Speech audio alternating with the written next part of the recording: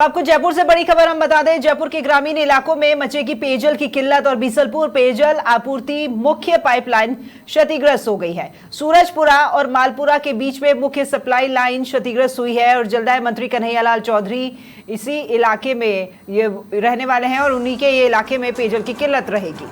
उप मुख्यमंत्री प्रेमचंद बैरवा के इलाके में भी नहीं होगी अब पेयजल की आपूर्ति और पाइपलाइन। जलदाय विभाग के इंजीनियरों में हड़कंप मच गया है। भयंकर गर्मी में पेयजल आपूर्ति नहीं होगी, उसकी कोई वैकल्पिक व्यवस्था भी फिलहाल नहीं है। लंबे शटडाउन में ही क्षतिग्रस्त पाइपलाइन की मरम्मत की जा सकती है। जलदाय विभाग के इंजीनियर शटडाउन के लिए तैयारी कर रहे हैं। 1000 से भी ज्यादा गांव में पेयजल आपूर्ति रह सकती है ठप और ऑपरेशन और मेंटेनेंस में कई दिन लग सकते हैं।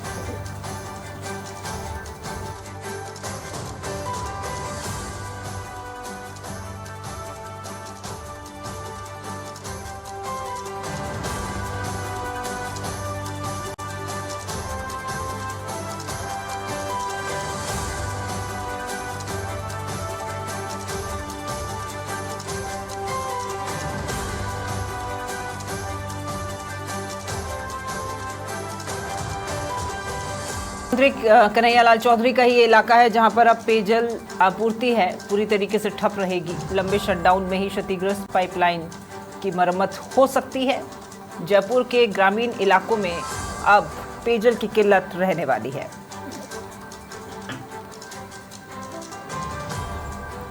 ज्यादा जानकारी लेते वरिष्ठ संवाददाता राकेश शर्मा हमारे साथ फोन लाइन पर जुड़ गए हैं। राकेश जी, भीषण गर्मी और अब पानी भी नहीं मिलेगा, लोग हाहाकार करेंगे, त्राही माम और जलदाय मंत्री जहां से आते हैं वहां भी अब पानी जो है वो उसकी वो आपूर्ति जो बाधित रहेगी।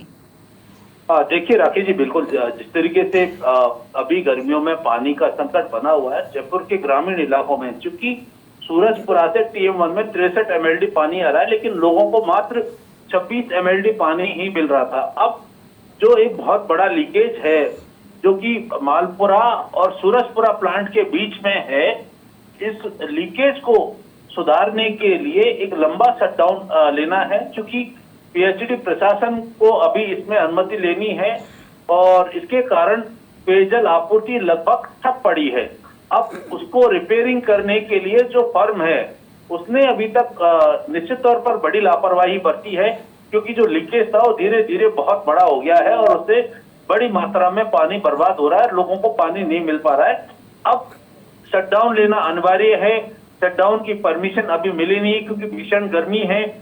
जो गर्मियों के दौरान पेयजल की वैकल्पिक व्यवस्था करने के इंतजाम विभाग के पास है नहीं। ऐसे में अब PHED के जो अधिकारी हैं उनके हाथ पैर फूल रहे हैं कि किस तरीके से पानी की व्यवस्था की जाए और कैसे इस लीकेज को सुधारा जाए।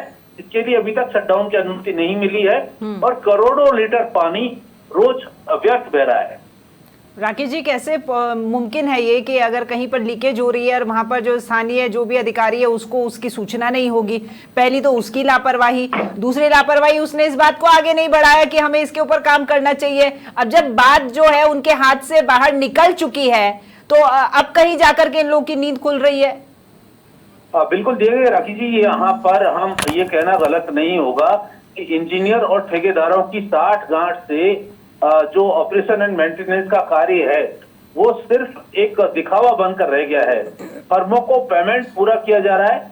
इंजीनियर खुद जो है जो टेंडर जारी किए गए हैं उससे अधिक भुगतान के लिए तो जो है पत्र लिख रहे हैं सरकार को, लेकिन जो काम जितना होना है उसका 20% काम भी ग्राउंड पर नहीं है।